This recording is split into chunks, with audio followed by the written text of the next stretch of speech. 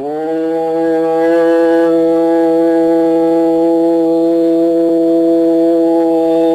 ஈஸ்வரா குருதேவா.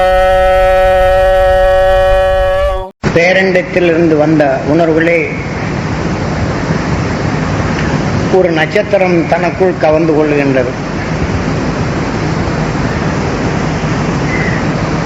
அந்த நட்சத்திரங்கள் 27 ஒவ்வொன்றும் தனது நிலைகள் பாய்ச்சி அது துகள்களாக அந்த பால்வழி மண்டலங்களாக மாற்றிக்கொள்கின்றது.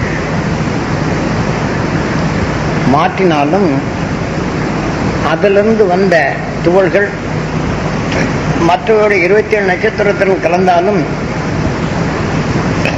அது பல நிலைகளாக மாறி அது கோள்களாக மாறும். கோள்களாக விளையப்படும் போது இந்த 27 நட்சத்திரங்கள் மற்ற பேரண்டத்தினர்கள் எடுக்க போகும்போது ஒவ்வொரு உணர்வுக்கும் வித்தியாசமாக மாறும். இப்படி வரும்போதுதான் ஒரு காரம் என்றால் ஒரு காரத்திற்கும் பல கோடி உணர்வுகள் சேர்த்துதான் ஒரு காரத்தின் உணர்ச்சி ஆகின்றது.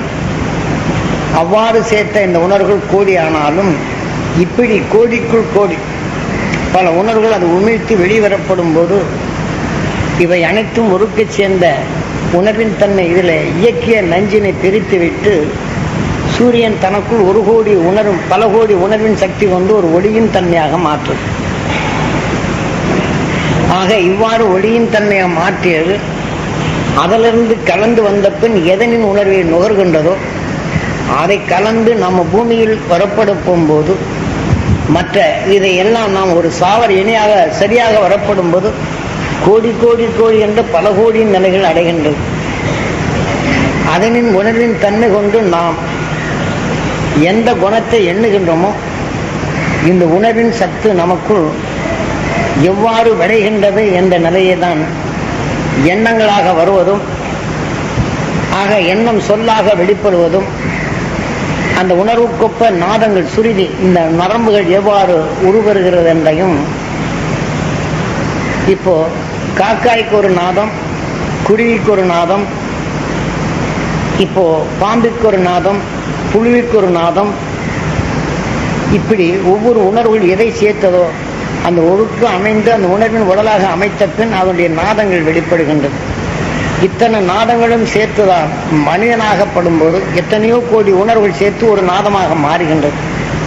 ஆகவே ஒரு அணுவின் தன்மை பல கோடி ஆனாலும் இந்த உணர்வின் தன்மைகள் இணைத்து பல கோடி ஆகின்றது, கோடி கோடி என்று. அப்ப இந்த கோடி என்ற நிலைகள் வரப்படும் போதுதான் ஒரு சொல் எவ்வாறு வருகின்றது, அதனுடைய மனம் எவ்வாறு வருகின்றது, அதனுடைய குணம் எவ்வாறு இயக்குகின்றது. இப்போ ஒரு செடியை எடுத்துக்கொண்டால் அதனுடைய மனம் வேறு, நாம் சுவையாக சுவைக்கப்படும் போது குணம் வேறு.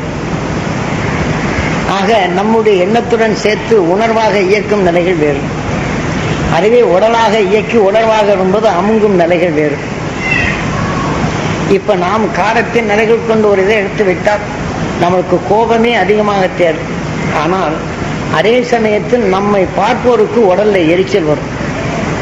ஆகவே இதை போல பல கோடி உணர்வின் தன்மை தனக்குள் வரும்போது ஒருத்தரை பார்த்த உடனே நம்மளுக்கு வெறுப்பு வருகின்றது. அப்ப அவருடைய மனம் நமக்குள் சுவாசிக்கும் போது உணர்வுகள் நம்மை அறிய செய்கின்றது. இந்த உணர்வின் சத்தை சொல்லாக வெளிப்படுகின்றது அயோக்கியன் என்று. அந்த உணர்வின் சொல்லாக நாதங்களாக மாறும். நாம் நுகர்ந்து பார்க்கும்போது மனமாகின்றது, உயிருடன் ஒன்றி இயக்கப்படும் போது உணர்வாகின்றது. அதை இணைந்து சொல்லுடன் இணைத்து வரப்படும் போது சுருதி. ஒரு இனிமையான நிலைகளை பார்க்கப்படும் போது வாடா கண்ணுங்கிறது. ஒருத்தர் மோசமான நிலைகளை பேசப்படும் போது ஒரே 2 பையன் பிடிக்கிற பையனா இருக்கட்டும் அவனை பார்க்கும்போது ஒரு மாதிரியா இருக்கும். பிடிக்காத பையனை வந்து ஏண்டா அப்படிங்க என்னப்பா அப்படிங்க இங்கே அவன் அந்த உணர்வுகள் எதுவோ அதற்கு தகுந்த சுருதி இங்கே வரும்.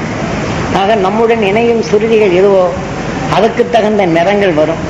நிறங்கள் எதுவோ அதுக்கு தகுந்த மனங்கள் வரும். மனங்கள் எதுவோ அதற்கு தகுந்த எண்ணங்கள் வரும். இப்போ சொல்றது உங்களுக்கு அர்த்தாச்சுங்க.